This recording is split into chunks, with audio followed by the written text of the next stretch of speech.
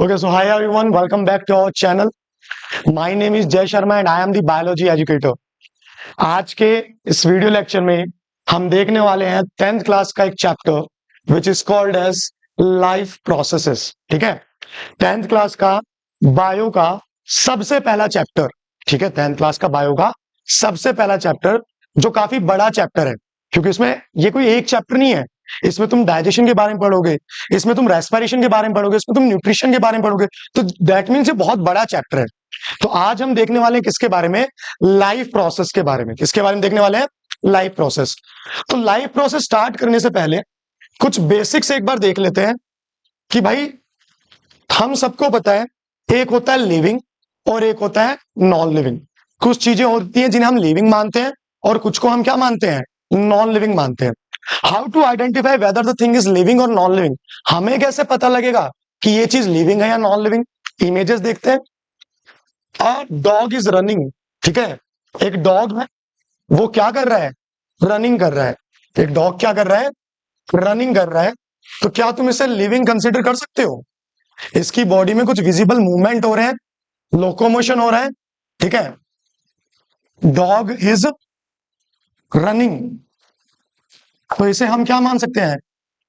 Living consider करेंगे. क्या consider करेंगे? Living. A cow is chewing something. एक गाय है, वो कुछ चबा रही है, कडलिंग कर रही है. ठीक है, कैटल्स के अंदर एक स्पेशल प्रोसेस होती है जिसे हम रूमिनेशन बोलते हैं. वो खाना खा के उसको वापस से माउथ में लेके आती है एंड फिर से उसको बाइट कर रही होती है, तो कडलिंग कर रही होती है. ये देख के भी तुम क्या कह सकते हो? That this thing is living. एक मैन है, आदमी है, एक इंसान है. ठीक है, वो आलू बेच रहा है, वो कांदा बेच रहा है और उसके लिए वो शाउटिंग कर रहा है. क्या कर रहा है? शाउटिंग यानी आवाज निकाल रहा है. ठीक है, शाउटिंग यानी आवाज निकाल रहा है. एट दैट टाइम हम इसे क्या कंसीडर करेंगे? लिविंग कंसीडर करेंगे. पर क्या हो जब वो इंसान सोया हुआ हो या वो इंसान कोमा में हो, क्या तब उसको तुम लिविंग मानोगे?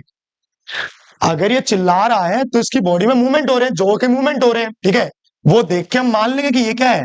लिविंग है. लेकिन अगर ये सो रहा होगा, स्लीपिंग कर रहा है, ठीक है, द मैन इज स्लीपिंग, तो क्या तुम इसे लिविंग मानोगे? यस और नो? लिविंग मानोगे. क्यों? क्योंकि उसकी बॉडी में क्या चल रहे होंगे? कुछ मूवमेंट चल रहा होगा. क्या चल रहा होगा? मूवमेंट. ये क्या कर रहा होगा? सांस ले रहा होगा, ब्रीथिंग कर रहा होगा, और ब्रीथिंग के दौरान बॉडी में क्या हो रहा होगा? मूवमेंट हो रहा होगा. वो देख के हम कंसिडर कर सकते हैं कि इंसान क्या है? लिविंग है. Am I clear? अगर मैं बात करूं प्लांट्स की, किसकी बात करूं? 1 सेकेंड. अगर मैं बात करूं किसकी? प्लांट्स की. तो प्लांट्स में क्या होती है? ग्रोथ होती है. छोटा सा एक सीड है, ठीक है, जर्मिनेट करता है.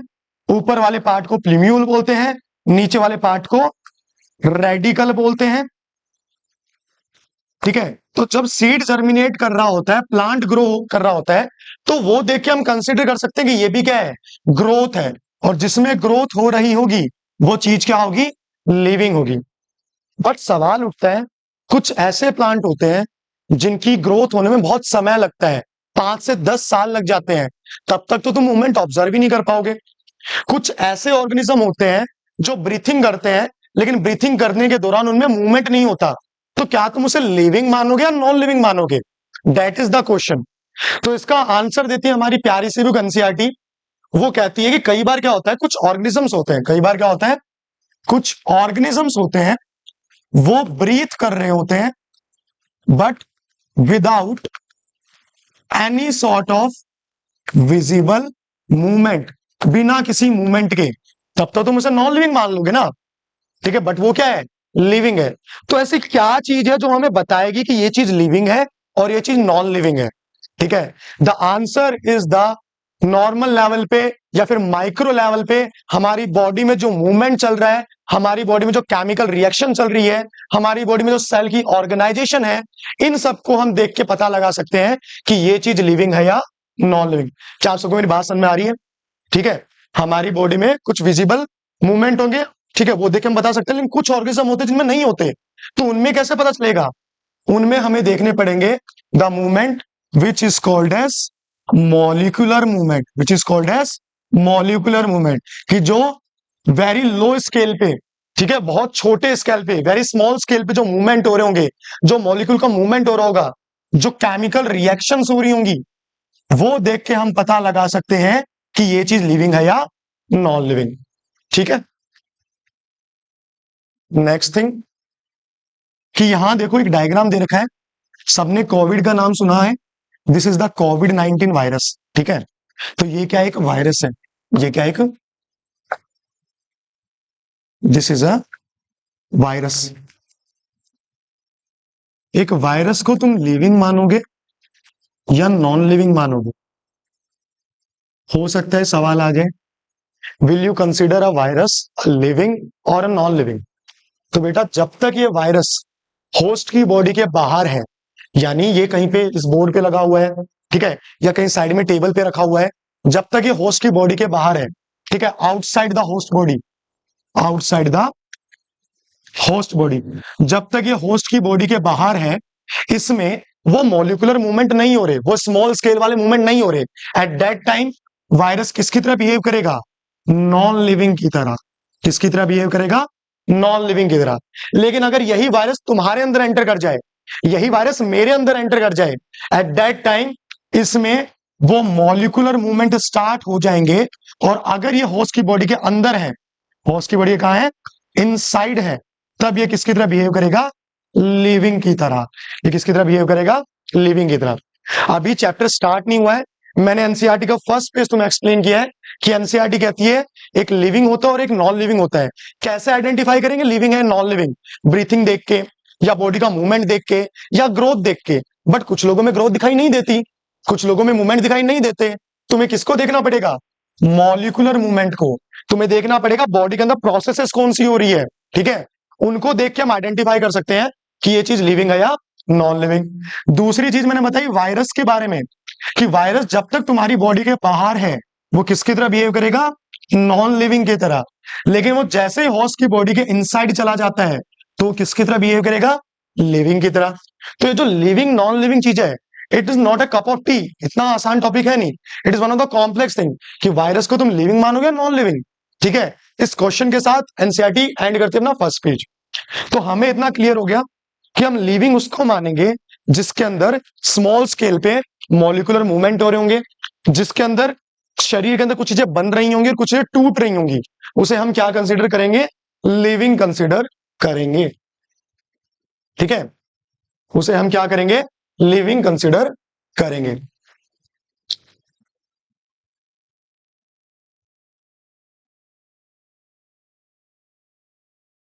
ठीक है, उन्हें हम कंसीडर करेंगे लिविंग।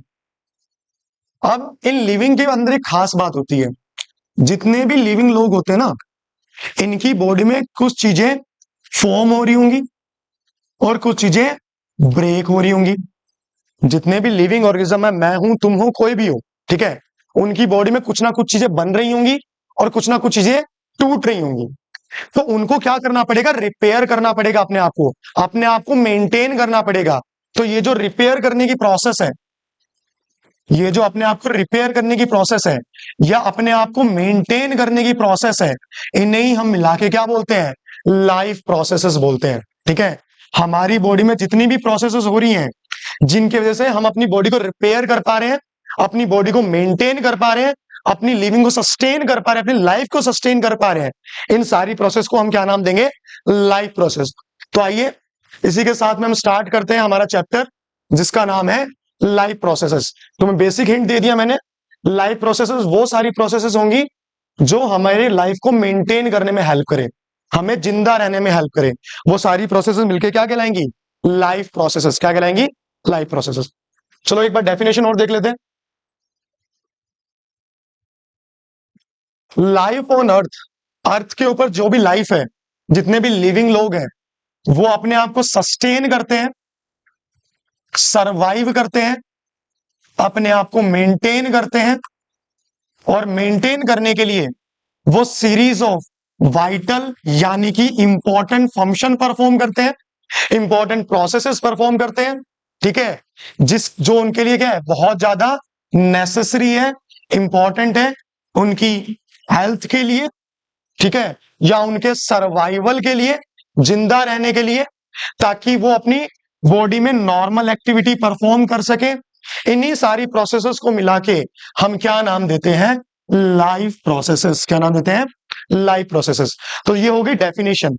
हमारी बॉडी में होने वाली वो सारी प्रोसेसेस जो हमें जिंदा रहने में हेल्प कर रही है, जो हमें मेंटेन रखने में हेल्प कर रही है, जो हमें सरवाइव करने में हेल्प कर रही है, जो हमारी बॉडी के टिश्यूज को रिपेयर करने में हेल्प कर रही है, वो सारी प्रोसेसेस मिलके क्या कहलाती है? Life processes. Very easy term. Life का मतलब ही है जीवन। तो वो प्रोसेस जो हमें जिंदा रखने के लिए रिस्पॉन्सिबल है, वो प्रोसेसेस क्या कहलाएंगी? Life processes कहलाएंगी। वो प्रोसेस क्या कहलाएंगी? Life processes कहलाएंगी। ठीक है, तो वो सारी processes which help us to survive are basically called as the life processes। सबसे पहली जो लाइफ प्रोसेस है वो है न्यूट्रिशन। सबसे पहली लाइफ प्रोसेस का नाम क्या है? न्यूट्रिशन, यानी खाना खाना। हमें जिंदा रहने के लिए खाना खाना बहुत जरूरी है। तो सबसे पहली जो लाइफ प्रोसेस है उसका नाम क्या है? न्यूट्रिशन। एक एक के बारे में हम इन डिटेल देखने वाले हैं आगे। ठीक है, तो अगर भाई तुम्हें जिंदा रहना है तो उसके लिए खाना खाना पड़ेगा ना, तभी तो सरवाइव करोगे, वरना तो वैसे मर जाओगे। ठीक है, माल न्यूट्रिशन से मर जाओगे, हंगर से मर जाओगे। तो सबसे पहली जो लाइफ प्रोसेस है उसका नाम है न्यूट्रिशन। उसका नाम क्या है? न्यूट्रिशन। तुमने खाना तो खा लिया, बट अब खाने से क्या बनानी है? एनर्जी। खाना तो तुमने खा लिया, खाना खाने की प्रोसेस क्या कहलाएगी? न्यूट्रिशन कहलाएगी। क्या कहलाएगी? न्यूट्रिशन। बट जो तुमने खाना खाया है उससे तुम्हें अब क्या बनानी है? एनर्जी बनानी है। क्या बनानी है? Energy. Here comes our second process, जिसका नाम क्या है? रेस्पायरेशन। क्या नाम है? रेस्पायरेशन। खाना खाने की प्रोसेस न्यूट्रिशन। खाना खा के जो तुम खाना खाया है उससे जो एनर्जी बना रहे हो ऑक्सीजन का यूज करके, that process is called as respiration. उस प्रोसेस को हम क्या नाम देंगे? रेस्पायरेशन। तुमने खाना भी खा लिया, तुमने एनर्जी भी बना ली, तुमने एटीपी बना ली, बट खाना तो तुमने कहां खाया था? पेट में। एनर्जी कहां बनी? माइटोकॉन्ड्रिया में। तुम्हें तुम्हारी बॉडी के हर एक पार्ट तक एनर्जी पहुंचानी है ना। तुम्हें ब्रेन तक एनर्जी पहुंचानी है, तुम्हें हैंड तक एनर्जी पहुंचानी है, तुम्हें अपनी मसल्स तक एनर्जी पहुंचानी है, तुम्हें अपने स्केलेटल सिस्टम तक एनर्जी पहुंचानी है। तो तुम्हें एनर्जी को क्या करना पड़ेगा? एक जगह से दूसरी जगह पहुंचाना पड़ेगा। Here comes our third process, जिसका नाम क्या है? ट्रांसपोर्टेशन। जिसका नाम क्या है? ट्रांसपोर्टेशन। ट्रांसपोर्टेशन वो प्रोसेस है जिसमें एनर्जी को, फूड को, ग्लूकोज को, हॉर्मोन्स को एक जगह से दूसरी जगह पहुंचाया जाता है। ये प्रोसेस क्या कहलाएगी? ट्रांसपोर्टेशन कहलाएगी। तो हमने देखा न्यूट्रिशन क्या एक प्रोसेस है, रेस्पिरेशन एक प्रोसेस है, लाइफ प्रोसेस, ट्रांसपोर्टेशन एक प्रोसेस है। बेटा जब ये सारा काम चल रहा होगा ना, जब तुम्हारी बॉडी को मेंटेन किया जा रहा होगा ना, जब लाइफ प्रोसेस चल रही होगी ना, तब तुम्हारी बॉडी में बहुत सारा वेस्ट मटेरियल जनरेट होगा। तब तुम्हारी बॉडी में क्या जनरेट होगा? बहुत सारा वेस्ट मटेरियल। तुम्हारी बॉडी में क्या होगा? बहुत सारा वेस्ट मटेरियल जनरेट होगा। अब अगर ये वेस्ट मटेरियल तुम्हारी बॉडी में जमा रहा तो that is toxic for you. तुम्हारी से जान भी जा सकती है, तुम्हारी बॉडी प्रॉपर्ली फंक्शन नहीं कर पाएगी। और हम तो पढ़ी लाइफ प्रोसेस रहे हैं, हमें तो बॉडी को प्रॉपर्ली फंक्शन करवाना है। तो ये जो वेस्ट मटेरियल है, ये जो कचरा है, इसको बॉडी से बाहर फेंकना पड़ता है। और यही प्रोसेस कहलाती है एक्सक्रीशन। इसके बारे में भी देखेंगे, इसकी डेफिनेशन भी देखेंगे। The removal of nitrogenous waste from our body is called as excretion. हर एक के बारे में डिटेल में जानेंगे। ठीक है, तो खाना खाने की प्रोसेस न्यूट्रिशन, उससे एनर्जी बनाया रेस्पिरेशन, सब एक से जुड़ी हुई है। खाना खाने की प्रोसेस न्यूट्रिशन, एनर्जी बनाई उससे रेस्पिरेशन, फिर उसको ट्रांसपोर्ट किया यानी ट्रांसपोर्टेशन, फिर बीच में जो कचरा बना उसको बॉडी से बाहर निकाला, that is called as excretion. सारी प्रोसेस आपस में क्या है? लिंक्ड है, सॉरी। ठीक है, तो ये रही अपनी अगली प्रोसेस। इसका नाम क्या है? एक्सक्रीशन, जिसमें हम अपनी बॉडी का कचरा बाहर निकालते हैं। रिप्रोडक्शन को भी किसमें कंसीडर कर लेते हैं? लाइफ प्रोसेस में। किसमें कंसीडर कर लेते हैं? हालांकि इसके ऊपर क्या है, एक अलग से चैप्टर है। मेरी बात ध्यान से सुनना, मैंने ऊपर वाली जितनी प्रोसेस बताई है वो सारी इंपॉर्टेंट है फॉर आवर सर्वाइवल। हमारे किसके लिए जरूरी है? सर्वाइवल के लिए, एक इंडिविजुअल के सर्वाइवल के लिए। क्या इंडिविजुअल के सर्वाइवल के लिए रिप्रोडक्शन जरूरी है? अगर नहीं होगा तो क्या तुम मर जाओगे? अगर तुम्हें रिप्रोडक्शन करने को नहीं मिला तो क्या तुम्हारी डेथ हो जाएगी? हम बात कर रहे हैं लाइफ प्रोसेस की। लाइफ प्रोसेस तो वो सारी प्रोसेस होती हैं जो हमें सरवाइव करने में हेल्प करें। अगर रिप्रोडक्शन ना हो तो क्या तुम सर्वाइव नहीं कर पाओगे?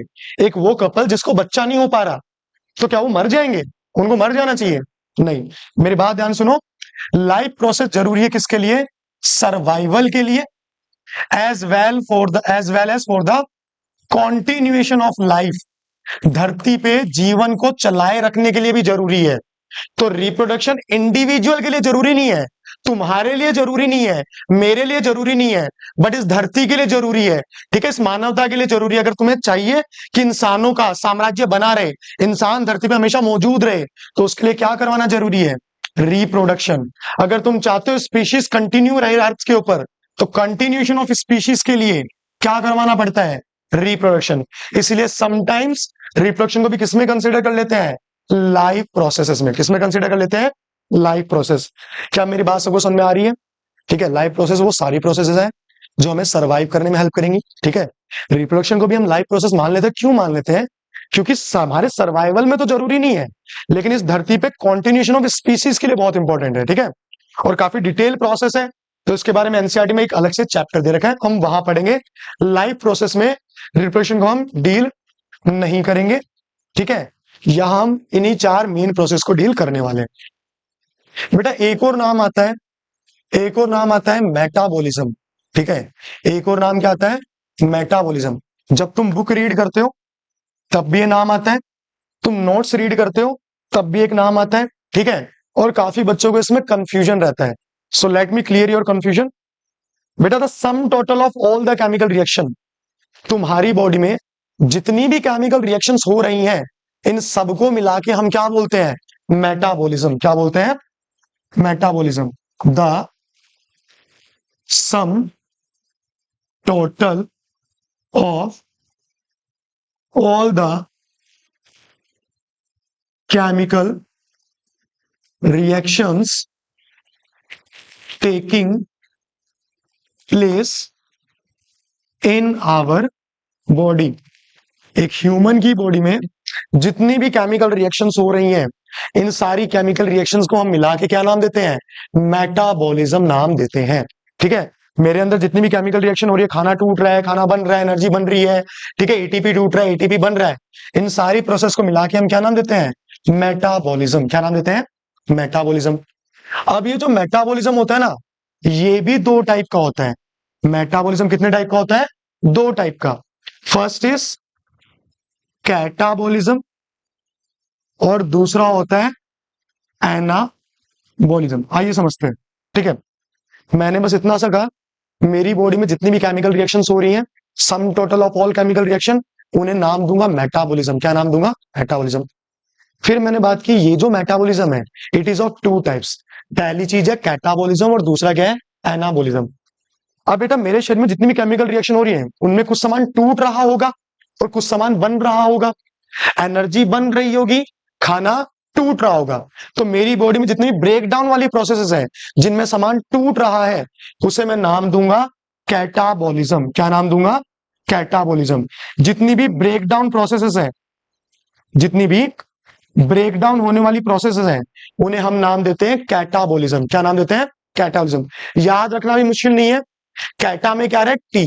कैटा में क्या रहा है? टी। टी फॉर टूटना, टी फॉर टूटना। जितनी भी टूटने वाली रिएक्शंस हो रही है बॉडी में, उन्हें नाम क्या दिया जाएगा? कैटाबॉलिज्म। ठीक है, इसका जस्ट अपोजिट क्या है? एनाबॉलिज्म। बॉडी में जितनी भी फॉर्मेशन वाली प्रोसेस चल रही है, जहां पे कोई ना कोई मटेरियल, कोई ना कोई सब्सटेंस, कोई ना कोई केमिकल जनरेट हो रहा है, फॉर्म हो रहा है, प्रोड्यूस हो रहा है, उसे हम नाम देंगे एनाबॉलिज्म। उसे हम क्या नाम देंगे? एनाबॉलिज्म। तो बॉडी में अगर कुछ बन रहा है, एनाबॉलिज्म, कुछ टूट रहा है, कैटाबॉलिज्म, दोनों को मिला दो तो क्या बना? मेटाबॉलिज्म। दोनों को मिला दिया तो क्या बना? मेटाबॉलिज्म बना। चलिए मूविंग हेड। तो ये तो हो गया लाइफ प्रोसेस में हमें क्या क्या पढ़ना है। ठीक है, किन किन चीजों के बारे में डील करना है।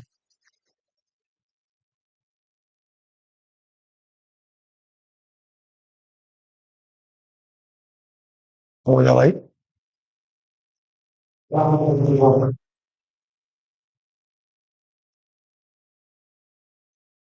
ठीक है, तो ये तो हो गया हमें चैप्टर में क्या क्या पढ़ना है। स्टार्ट करते हैं अपनी सबसे पहली लाइफ प्रोसेस, जिसका नाम है न्यूट्रिशन। जिसका नाम क्या है? न्यूट्रिशन। सबसे पहली लाइफ प्रोसेस जिसका नाम दे रखा है न्यूट्रिशन। जिसका नाम क्या दे रखा है?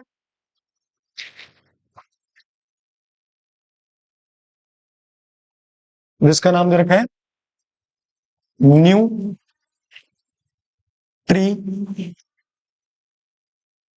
ये क्या है? सन। तो सबसे पहली लाइफ प्रोसेस जो हमें पढ़नी है उसका नाम क्या है? न्यूट्रिशन। उसका नाम क्या है? न्यूट्रिशन।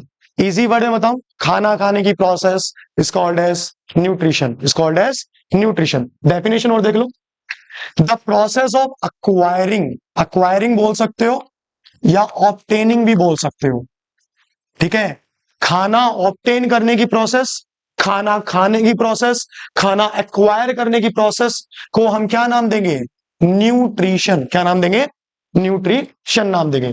तो the process of acquiring food that is needed for nourishment. हमें हमारे नरिशमेंट के लिए, बॉडी की ग्रोथ के लिए, बॉडी को सस्टेन करने के लिए जो खाना चाहिए होता है उसको ऑब्टेन करने की प्रोसेस ही क्या कहलाती है? न्यूट्रिशन कहलाती है। उसे ऑब्टेन करने की प्रोसेस को ही हम क्या नाम देते हैं? न्यूट्रिशन नाम देते हैं, ठीक है। फूड को ऑब्टेन करने की प्रोसेस क्या कहलाती है? न्यूट्रिशन। तो नाम है न्यूट्रिशन। न्यूट्रिशन का मतलब क्या होता है? The process of obtaining the food. Food को ऑब्टेन करने की प्रोसेस क्या कहलाती है? न्यूट्रिशन। अब बेटा कुछ ऑर्गेनिजम्स ऐसे होते हैं जो अपना खाना खुद से ऑब्टेन कर लेते हैं, खुद से बना लेते हैं, और कुछ ऑर्गेनिज्म होते हैं हमारे जैसे जो दूसरों पे डिपेंड होते हैं। There are some sort of organism जो अपना खाना खुद बनाते हैं, और कुछ होते हैं जो दूसरों पे डिपेंड होते हैं। इसीलिए न्यूट्रिशन के भी दो टाइप होते हैं। न्यूट्रिशन के भी कितने टाइप होते हैं? दो। एक होता है ऑटोट्रॉपिक न्यूट्रिशन, और एक क्या होता है? Heterotrophic nutrition. वो वाला न्यूट्रिशन जिसमें ऑर्गेनिज्म अपना खाना खुद से प्रिपेयर कर रहा है, ठीक है। Organism prepares their own food. अगर कोई ऑर्गेनिज्म अपना खाना खुद से प्रिपेयर कर रहा है तो इस तरह का न्यूट्रिशन क्या कहलाता है? Autotrophic nutrition. लेकिन ऑर्गेनिज्म किसी और से अपना न्यूट्रिशन ले रहा है, किसी और से अपना खाना ले रहा है, या तो उसकी बॉडी के ऊपर रह के, या उसकी बॉडी के अंदर रह के, या उसको खा के, ठीक है। इस तरह का न्यूट्रिशन कहलाता है हेट्रोट्रॉपिक न्यूट्रिशन। इसमें क्या होगा? Organism depends on another organism for their nutrition. अपना खाना खाने के लिए किसी और पे डिपेंड है। इस तरह के न्यूट्रिशन क्या कहलाएंगे? हेट्रोट्रॉपिक न्यूट्रिशन, ठीक है। देखो, जो अपना खाना खुद बना रहे हैं वो है ऑटोट्रॉपिक न्यूट्रिशन में आएंगे। वो लोग जो अपना खाना खुद नहीं बना रहे वो किस में आएंगे? हेट्रोट्रॉपिक न्यूट्रिशन में। अब ह्यूमंस है, उसमें तुम बोलोगे कि सर हमारी मम्मी तो खुद से खाना बनाती है, तो हमारी मम्मी आई ऑटोट्रॉपिक न्यूट्रिशन में, और हम अपना खाना खुद नहीं बना पाते, तो हम किस में आएंगे? हेट्रोट्रॉपिक न्यूट्रिशन में। बट मैं जब बात कर रहा हूं खुद से बनाना, उसका मतलब यह है कि इन ऑर्गेनिक चीजों का यूज करके ऑर्गेनिक सब्सटेंस बनाना, यानी CO2 का यूज करके, नाइट्रोजन का यूज करके, वाटर का यूज करके, फॉस्फोरस का यूज करके, अगर तुम ग्लूकोज बना रहे हो, अगर तुम अमाइनो एसिड बना रहे हो, अगर तुम ग्लिसरॉल बना रहे हो, तब तुम किस में आओगे? ऑटोट्रॉपिक न्यूट्रिशन में। लेकिन हवा में से CO2 को लिया और खाना नहीं बना पा रहे हो तो तुम ऑटोट्रॉपिक न्यूट्रिशन में नहीं आओगे। तो वो लोग जो अपना खाना खुद से प्रिपेयर कर रहे हैं, इन ऑर्गेनिक चीजों से प्रिपेयर कर रहे हैं, वो कौन से तरह का न्यूट्रिशन दिखाएंगे? ऑटोट्रॉपिक न्यूट्रिशन, ठीक है। अब ये जो ऑटोट्रॉपिक न्यूट्रिशन होता है ना, ये भी होता है दो तरह का, ठीक है। ऑटोट्रॉपिक न्यूट्रिशन जिसमें ऑर्गेनिज्म अपना खाना खुद बनाता है, it is of two type, ठीक है।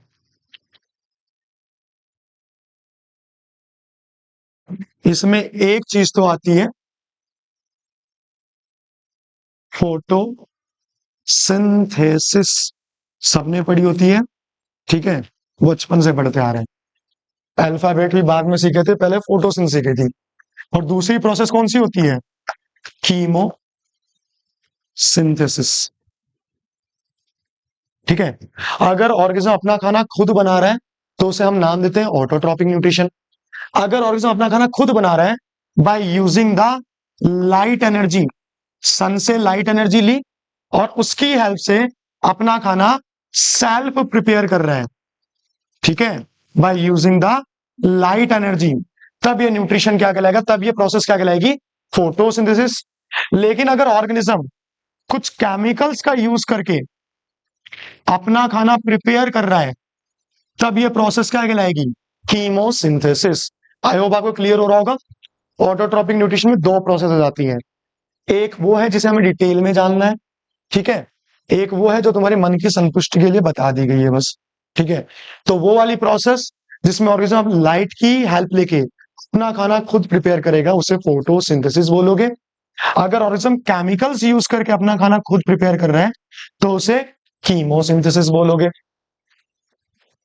नेक्स्ट थिंग है कि देखो, वो लोग जिनमें ऑटोट्रॉपिक न्यूट्रिशन दिखता है वो ऑर्गेनिज्म क्या कहलाएंगे? ऑटोट्रॉप्स कहलाएंगे। क्या कहलाएंगे? ऑटोट्रॉप्स कहलाएंगे। स्लाइड डिफरेंस है बेटा, न्यूट्रिशन का जो मेथड है उसको ऑटोट्रॉपिक न्यूट्रिशन बोलते हैं और जो लोग ये न्यूट्रिशन दिखाते हैं, शो करते हैं, ठीक है, उन्हें क्या कहेंगे? ऑटोट्रॉप्स कहेंगे। वो लोग जो फोटोसिंथेसिस कर सकते हैं उन्हें हम क्या नाम देंगे? Photo autotrophs. और वो लोग जो कीमोसिंथेसिस करते हैं उन्हें हम क्या नाम देंगे? Chemo autotrophs. ठीक है। बात करें अगर एग्जाम्पल की तो फोटो ऑटोट्रॉप्स के अंदर आते हैं प्लांट्स आते हैं, ठीक है, सम एल्गी आती हैं, ये होते हैं फोटो ऑटोट्रॉप्स। बात करें कीमोसिंथेसिस की या कीमो ऑटोट्रॉप के एग्जाम्पल की तो इसके अंदर आते हैं सम बैक्टीरियाज, सम बैक्टीरियाज। ये क्या करते हैं?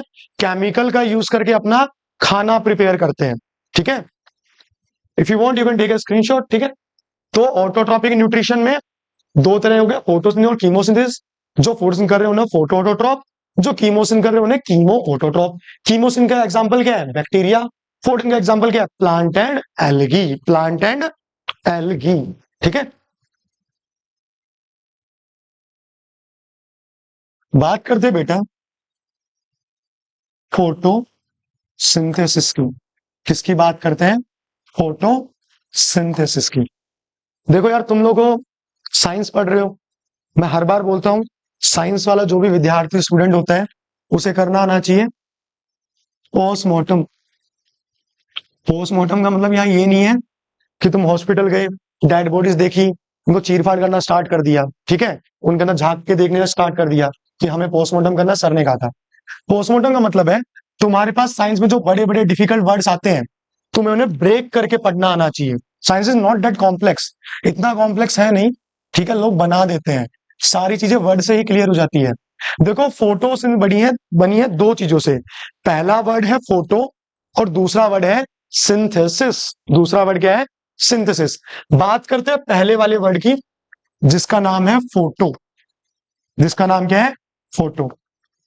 बेटा ये क्या, एक सन है, ठीक है,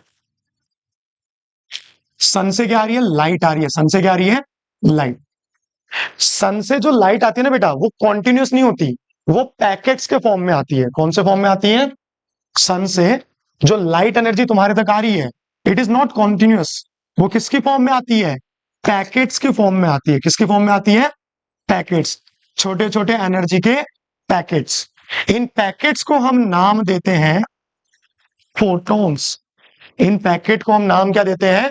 फोटोन नाम देते हैं। नाम क्लियर करवा रहा हूं, पढ़ लिया लेकिन आज तक नाम क्लियर नहीं होता, फोटो ही क्यों आया? फोटो का मतलब ये नहीं है कि चार plant is going on a picnic, they are clicking photo if each other, then उसको सेंड कर देते तो फोटो सेंड कर दी, फिर उसको सीन कर लिया तो फोटो सीन हो गई तो उसको फोटो सीन्स कह दिया। नहीं, यहाँ पे फोटो का मतलब क्या है? फोटोन। यहाँ पे फोटो का मतलब क्या है? फोटोन, ठीक है। तो सन से जो लाइट आई वो पैकेट्स के फॉर्म में आई, छोटे छोटे, उन पैकेट्स का नाम क्या होता है? फोटोन। तो यहीं से वर्ड उठाया गया है फोटो। यहीं से क्या वर्ड उठाया गया है? फोटो। फोटोन से क्या वर्ड आया? फोटो। सिंथेसिस का मतलब होता है, सिंथेसिस मीन्स टू प्रिपेयर, ठीक है, सिंथेसिस मीन्स टू प्रिपेयर। तो अगर प्लांट या फिर कोई भी ऑर्गेनिज्म फोटोन यानी, फोटोन से क्या है? फोटो। और फोटोन किसका पार्ट है? लाइट का। तो फोटोन यानी लाइट। तो अगर कोई भी ऑर्गेनिज्म लाइट की हेल्प से अपना खाना प्रिपेयर कर रहा है तो ये प्रोसेस क्या कहलाएगी? फोटोसिंथेसिस। क्या कहलाएगी? फोटोसिंथेसिस। सिमिलरली एक नाम देखा था, कीमोसिंथेसिस। सिंथेसिस का मतलब तो वही है, टू मेक या टू प्रिपेयर। कीमो का मतलब क्या है? केमिकल। तो नाम से क्लियर हो रहा है, केमिकल की हेल्प से खाना बनाया, कीमोसिंथेसिस। लाइट की हेल्प से खाना बनाया तो फोटोसिंथेसिस। चलिए,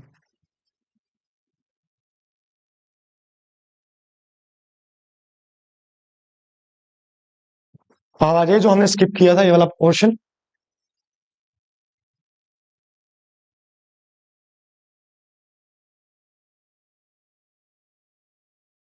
ठीक है, तो न्यूट्रिशन ऑब्टेन करने की प्रोसेस है, और सॉरी फूड ऑब्टेन करने की प्रोसेस न्यूट्रिशन। इसके मेन मोड्स होते हैं, एक होता है ऑटोट्रॉपिक न्यूट्रिशन और एक होता है हेट्रोट्रॉपिक न्यूट्रिशन। ऑटोट्रॉपिक के मैंने दो टाइप बता दिए गए हैं तुम्हें, ठीक है। इसमें फोटो सिंथेसिस भी हो सकती है, वो डिटेल में देखेंगे, और इसमें कीमो सिंथेसिस भी हो सकती है। नेक्स्ट थिंग, वो वाला न्यूट्रिशन जिसमें ऑर्गेनिज्म अपना खाना खुद से प्रिपेयर नहीं कर पाता, उसे हम नाम देते हैं हेट्रोट्रॉपिक न्यूट्रिशन। उसे हम क्या नाम देते हैं? Heterotrophic nutrition. इसके भी टाइप होते हैं। पहला टाइप ऑफ हेट्रोट्रॉपिक न्यूट्रिशन है होलोजोइक न्यूट्रिशन, दूसरा है सैप्रोफिटिक न्यूट्रिशन, और तीसरा कौन सा है? Parasitic nutrition. इनके बारे में थोड़ा समझ लीजिए। अगर बेटा कोई भी ऑर्गेनिज्म दूसरों से अपना न्यूट्रिशन ले रहा है तो उसे हम नाम देंगे हेट्रोट्रॉपिक न्यूट्रिशन। अगर कोई ऑर्गेनिज्म दूसरों से अपना न्यूट्रिशन ले रहा है बट उसको सॉलिड फॉर्म में ले रहा है या उसको लिक्विड फॉर्म में ले रहा है, फिर अपनी बॉडी के अंदर उसको डाइजेस्ट कर रहा है, इस तरह का हेट्रोट्रॉपिक न्यूट्रिशन क्या कहलाता है? Holozoic nutrition. क्या कहलाता है? Holozoic nutrition. For example humans यानी हम, for example amoeba, for example paramecium, इन सब में कौन सा न्यूट्रिशन होता है? Holozoic nutrition. होलोजोइक न्यूट्रिशन वो न्यूट्रिशन होता है जिसमें ऑर्गेनिज्म सॉलिड फॉर्म में या लिक्विड फॉर्म में खाने को खाएगा, फिर अपनी बॉडी के अंदर, जैसे कि हम अपने पेट के अंदर डाइजेस्ट करते हैं, तो अपनी बॉडी में डाइजेस्ट करेगा। इस तरह का न्यूट्रिशन कहलाएगा होलोजोइक न्यूट्रिशन। इस तरह का न्यूट्रिशन क्या कहलाएगा? होलोजोइक। अगली चीज है सैप्रोट्रॉपिक न्यूट्रिशन। ऐसा न्यूट्रिशन जिसमें ऑर्गेनिज्म सड़ी गली चीजों से अपना न्यूट्रिशन ले, इसे हम नाम देंगे सैप्रोट्रॉपिक न्यूट्रिशन। फाइनली है पैरासिटिक न्यूट्रिशन। अगर ऑर्गेनिज्म किसी दूसरे जीव की बॉडी के अंदर रहे या उसके ऊपर रहे और वहां से अपना न्यूट्रिशन ले रहा है तो इसे हम नाम दे देते हैं पैरासिटिक मोड ऑफ न्यूट्रिशन। इसे हम नाम देते हैं पैरासिटिक मोड ऑफ न्यूट्रिशन। तो होलोजोइक किसमें है? ह्यूमन में, अमीबा में और पैरामीशियम में। सैप्रोफिटिक या सैप्रोट्रॉपिक न्यूट्रिशन किसमें है? फंजाई में, ठीक है, फंजाई में होगा। पैरासिटिक किसमें होगा? कसकटा या लीच, ठीक है। ये पैरासिटिक मोड ऑफ न्यूट्रिशन के एग्जांपल्स होते हैं।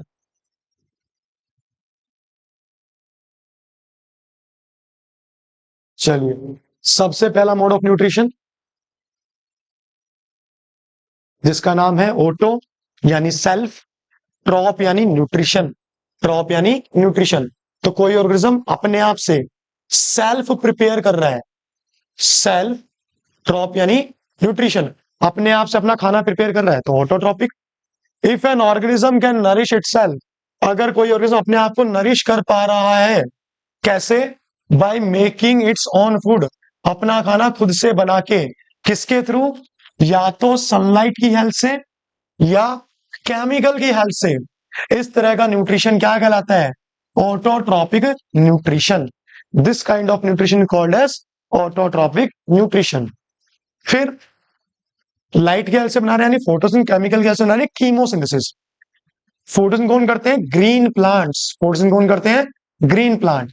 ये क्या करेंगे? फोटोसिंथेसिस करेंगे। किसका यूज करके? लाइट एनर्जी का यूज करके। इसीलिए प्लांट को हम क्या नाम देंगे? Photo autotrophs. क्या नाम देंगे? Photo autotrophs. कुछ बैक्टीरिया होते हैं बेटा जी जो केमिकल्स का यूज करेंगे एनर्जी बनाने के लिए, न्यूट्रिशन के लिए। उन्हें नाम दे दिया जाएगा कीमो ऑटोट्रॉप्स। ठीक है, मल्टीपल रिवीजन भी हो गया तुम्हारा। अब बात करते हैं, स्टार्ट करते हैं चैप्टर की पहली मेन प्रोसेस जिसका नाम है फोटोसिंथेसिस। जिसका नाम है फोटोसिंथेसिस। बचपन से जान रहे होते हैं फोटोसिंथेसिस के बारे में। अब थोड़ा एक्स्ट्रा डिटेल में जानेंगे। ठीक है, थोड़ी मॉर्फोलॉजिकल फीचर्स के बारे में जानेंगे प्लांट के, थोड़े एनाटॉमिकल फीचर्स के बारे में जानेंगे। ठीक, in the process called photosynthesis. देखो, फोटोन क्या है? इंपॉर्टेंट प्रोसेस है जो प्लांट में होती है, जिसके थ्रू प्लांट क्या बनाता है? अपना फूड बनाता है। क्या बनाता है? फूड यानी न्यूट्रिशन बनाता है। उसे हम नाम देंगे फोटोसिंथेसिस। प्लांट अपना खाना बनाता है किसका यूज करके? सनलाइट का यूज करके, वाटर का यूज करके। ठीक है, ताकि अपने आप को नरिश कर पाए। एक बार इसको थोड़ा समझाते हैं, फिर मैं थोड़ा सा नोट्स रीड कर दूंगा तुम्हारे लिए।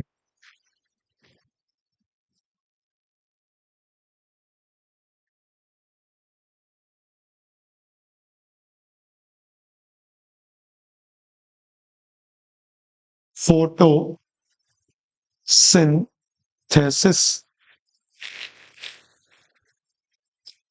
ठीक है, लाइट की हेल्प से खाना बन रहा है, फोटोसिंथेसिस। फोटोसिंथेसिस किसमें होती है? ग्रीन प्लांट्स में। Take place in the green plants. उनके अंदर ये वाली प्रोसेस होती है। देखो, ये क्या एक प्लांट है? ये क्या एक प्लांट है? थोड़ा अलग प्लांट है। ये इसकी थोड़ी हेयर स्टाइल है। ये हाथ है, हाथों से निकली हुई कुछ लीफ। ठीक है, so this is a plant. ये क्या है? उसकी रूट्स है। तो फोटोसिंथेसिस किस में होती है? प्लांट्स में होती है। सबसे पहली बात, कैसे होती है? प्लांट क्या करता है? एटमोस्फेयर से CO2 लेता है थ्रू इट्स लीफ। नीचे सॉइल से रूट की हेल्प से क्या हो रहा होता है? वाटर एंटर कर रहा होता है। और ये भी फाइनल कहां तक जाता है? लीफ तक। यानी लीफ के अंदर CO2 आ गया। लीफ के अंदर क्या आ चुका है? वाटर भी आ चुका है। क्या आ चुका है? वाटर भी आ चुका है। उस तरह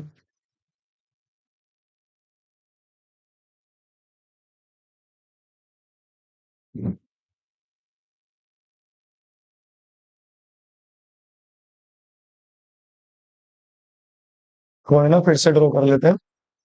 हमने देखा, देखो ये क्या है? प्लांट है।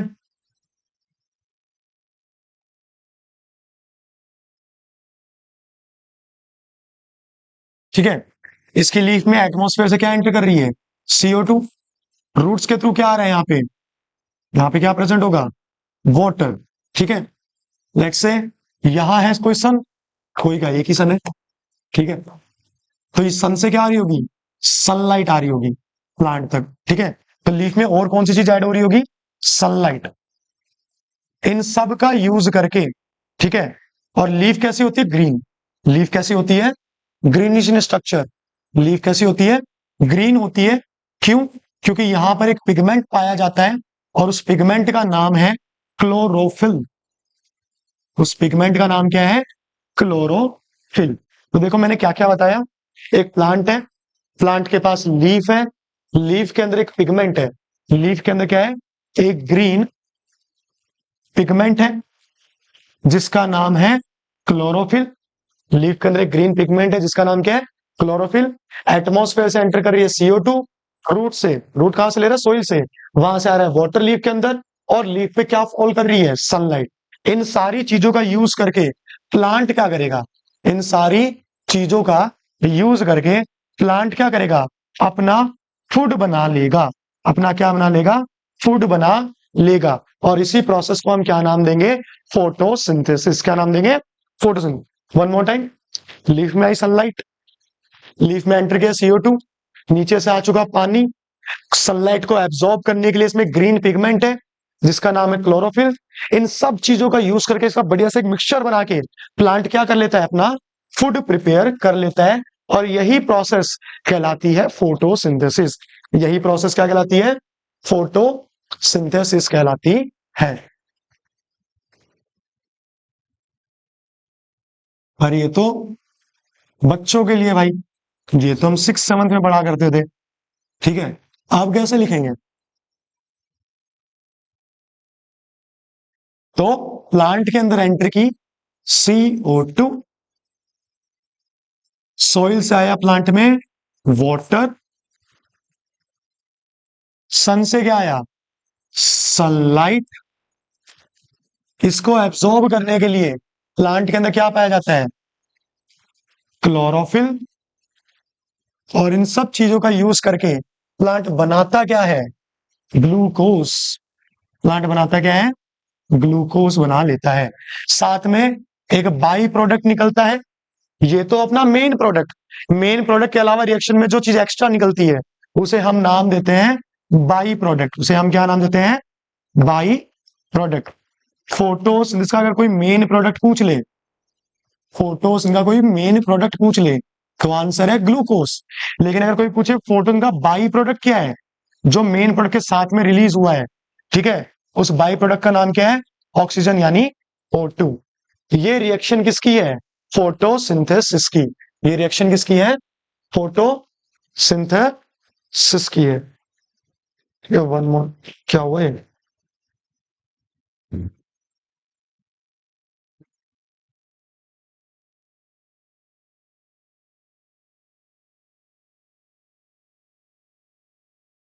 ठीक है, तो फोटोसिंथेसिस बेसिकली क्या थी? जिसमें प्लांट अपना न्यूट्रिशन खुद बना रहा है, उसको फोटोसिंथेसिस कह रहे हैं। वो करने के लिए उसको चार चार मेन चीजें चाहिए। सबसे पहली चीज क्या चाहिए उसको? सनलाइट चाहिए। दूसरी मेन चीज उसको क्या चाहिए? फोटोसिंथेसिस करने के लिए सबसे मेन चीज क्या है? सनलाइट है। सनलाइट को एब्जॉर्ब करने के लिए उसके पास क्या होता है? क्लोरोफिल होता है, जो कहाँ होता है? लीफ में होता है। जो कैसा होता है? ग्रीन कलर का स्ट्रक्चर, मतलब ग्रीन कलर का पिगमेंट होता है। ठीक है, जिसे हम क्या नाम देते हैं? जिसे हम नाम देते हैं क्लोरोफिल। जिसे हम क्या नाम देते हैं? अच्छा, ये रहा।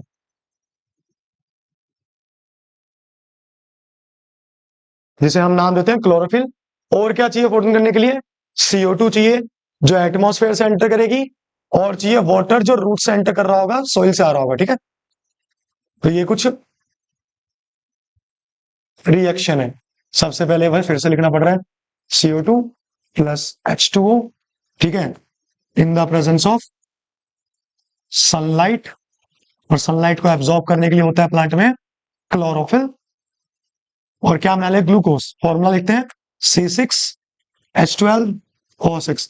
एक बाई प्रोडक्ट निकला ऑक्सीजन, साथ में एक और बाई प्रोडक्ट निकला वाटर। तो ये रिएक्शन किसकी है? फोटोसिंथेसिस की। ये रिएक्शन किसकी है? फोटोसिंथेसिस। लेकिन अगर तुम पेपर में यही रिएक्शन लिखा है फोटोसिंथेसिस में, तो तुम्हें फुल मार्क्स मिल जाएं।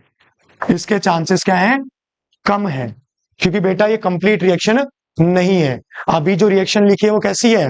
इम्बैलेंस है। इसे क्या करना पड़ेगा? बैलेंस करना पड़ेगा। ठीक है, इस रिएक्शन को क्या करना पड़ेगा? बैलेंस करना पड़ेगा। एक बार ट्राई करना चाहोगे कैसे बैलेंस होगी?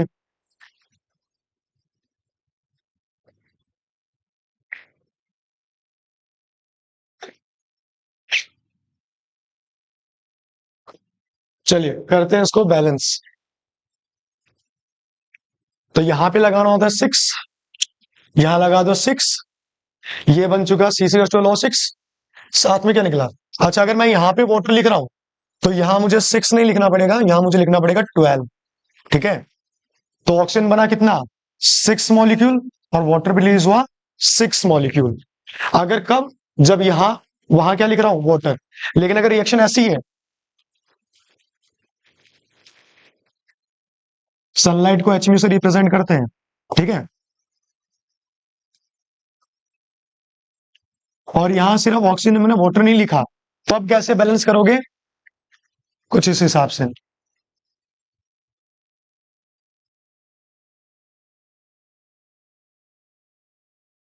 एंड यहाँ पे 6 मॉलिक्यूल ऑफ ऑक्सीजन। तो ध्यान रखना, तुम्हारे प्रोडक्ट में अगर तुमने वाटर ऐड किया, तो यहाँ पे क्या लिखना है तुम्हें? 12 मॉलिक्यूल्स ऑफ वाटर। अगर तुम्हारे प्रोडक्ट के साइड में, ठीक है, वाटर ऐड नहीं है, तो यहाँ क्या लिखना है? 6 मॉलिक्यूल ऑफ वाटर। ये क्या है? Balanced chemical reaction for photosynthesis. ये क्या है? बैलेंस केमिकल रिएक्शन है किसके लिए? फोटोसिंथेसिस के लिए। तो अभी तक हमने क्या जाना? फोटोसिंथेसिस प्रोसेस क्या होती है उसके बारे में जान लिया, उसकी रिएक्शन कैसी होती है उसके बारे में जान लिया। अब हम जानेंगे थोड़ा सा क्लोरोफिल के बारे में, कहां से कौन सा रॉ मटेरियल हमें मिलेगा। देखो, रिएक्शन करवाने के लिए चाहिए CO2 और रिएक्शन करवाने के लिए चाहिए वाटर। क्या चाहिए? CO2 and water. तो ये क्या हो जाएंगे? Raw material. और जो राइट हैंड साइड मिले वो तुम्हारे क्या हो जाएंगे? प्रोडक्ट्स। तो प्लांट फोटोज करके क्या बनाता है? प्लांट फोटोसिंथेसिस करके बनाता है ग्लूकोज। क्या बनाता है? ग्लूकोज। आप देख लेते हैं नोट्स में थोड़ा।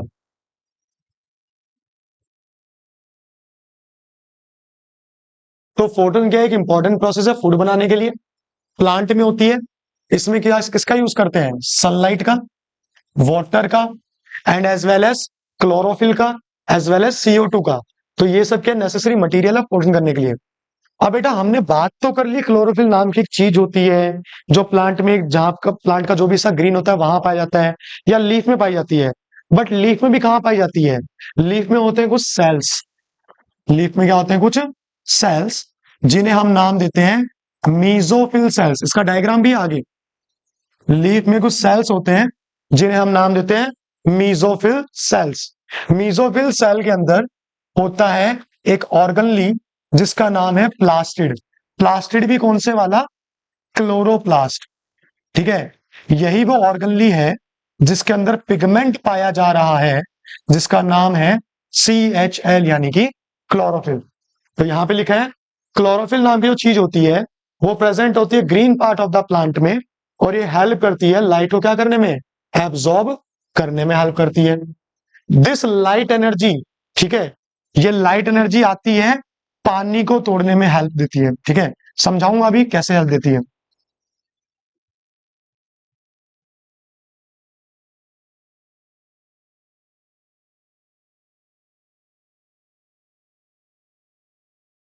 ठीक है, तो यहाँ पे छोटा सा डायग्राम है,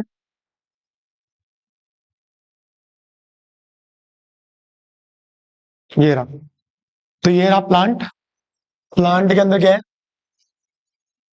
ये ग्रीनिश स्ट्रक्चर है जिसे लीफ कह रहे हैं। यहीं से CO2 एंटर कर रही है, और फोटोसिंथेसिस के दौरान जो ऑक्सीजन बन रहा है वो यहीं से क्या कर रहा है? रिमूव हो रहा है। नीचे रूट से जो सोइल में लगी है यहीं से क्या आ रहा है?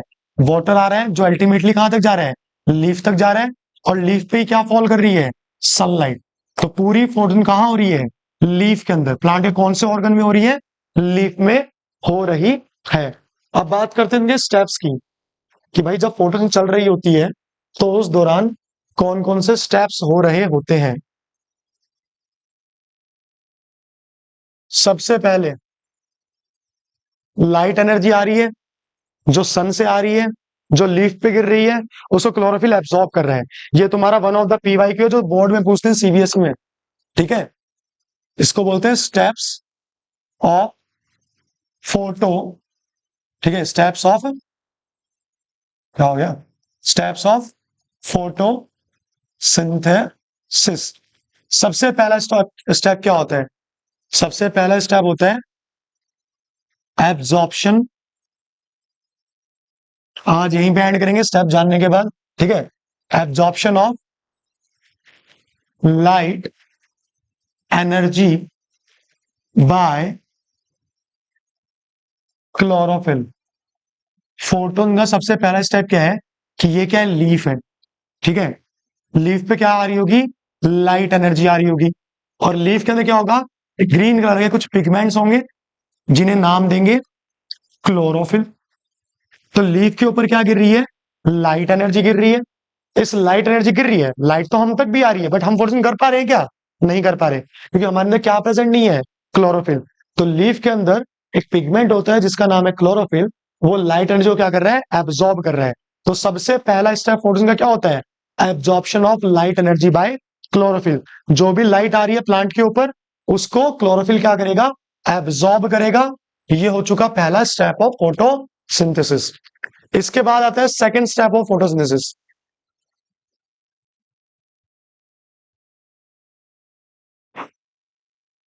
ठीक है, सो द पहला स्टेप है लाइट एनर्जी को एब्जॉर्ब करना बाय क्लोरोफिल। सेकंड स्टेप है जो लाइट एनर्जी एब्जॉर्ब की है उससे पानी को तोड़ना। तो सेकंड स्टेप क्या है? स्प्लिटिंग ऑफ H2O यानी वाटर मॉलिक्यूल्स। जो लाइट एनर्जी एब्जॉर्ब की उससे पानी को तोड़ा जा रहा है इनटू